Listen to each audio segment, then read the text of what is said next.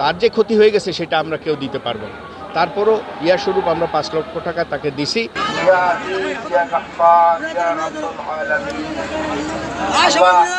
আমাদের এক কর্মী, আমাদের এক বোন আমাদের ছেড়ে চলে গেছেন, আল্লাহ তাকে সমস্ত গুনাহ খাতা আল্লাহকে মাফ করে দিন। আল্লাহ তাকে বিনা হিসাবে বেহেশত দিয়ে আল্লাহ তার সংসার, তার পরিজনকে আল্লাহ আপনার হেফাজতে দিয়ে দিলাম। আল্লাহ, এটা একটা দুর্ঘটনা।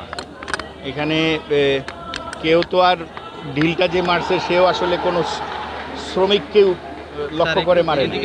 হ্যাঁ, সো এটা একটা দুর্ঘটনা। আমরা মালিকদেরকে নিয়ে আসছি, মালিকরাও কথা বলছেন। মালিকরা ওই কর্মীর প্রতি অফকোর্স সেটা তার একটা লস, মালিকেরও লস, একটা ভালো তার শ্রমিক মারা যাওয়া মালিকের জন্য লস, সেটার প্রতি শ্রদ্ধা রেখেই আমরা সেখানে আসছি।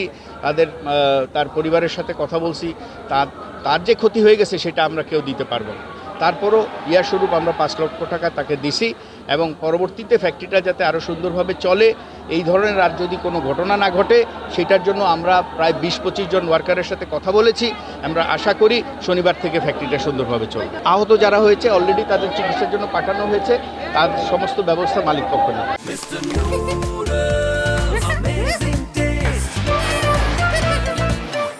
সকালবেলা সমস্ত আশুলিয়া, সাভার, ধামরাইতে সকল ফ্যাক্টরিতে কাজ চলমান ছিল। যদিও 15টি ফ্যাক্টরি, নতুন পুরাতন মিলে 15টি ফ্যাক্টরি 13-1 ধারায় বন্ধ ঘোষণা ছিল, 3টি ফ্যাক্টরি 12 রেখে এবং 1টি ফ্যাক্টরি সাধারণ ঘোষণা ছিল। তথাপি অন্যান্য সকল ফ্যাক্টরিতে কাজ চলমান ছিল, কিন্তু এই মাসকাটের 3টা ফ্যাক্টরি 12-1 ধারায় ছিল। এরা কাজ করার জন্য আগ্রহ প্রকাশ করে, কিন্তু ম্যানেজমেন্টের কেউ না থাকার কারণে এরা সড়কে অবস্থান করতে থাকে। তখন অন্যান্য ফ্যাক্টরির শ্রমিকদের সাথে এদের সংঘর্ষ বাধে এবং সংঘর্ষে চলাকালীন সময় ত্রিপক্ষের সংঘর্ষে একজন শ্রমিক নিহত হন, রোকেয়া নামে মাসকাটের।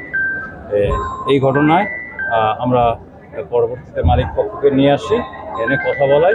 আপনারা দেখেছেন যে ওনারা কোনো ধরনের এরপর কোনো বিশৃঙ্খলা তৈরি করেনি। ওনার শান্তিপূর্ণভাবে অবস্থান ছিল, বিষয়টি ওনারা আলোচনা করেছেন এবং ক্ষতিপূরণ এবং অন্যান্য যে সুযোগ সুবিধা সেটা দেওয়ার আশ্বাস দিয়েছেন পরিবারকে, এবং দিয়েছেন 5 লক্ষ টাকা বিজিএমএ আপাতত দিয়েছেন।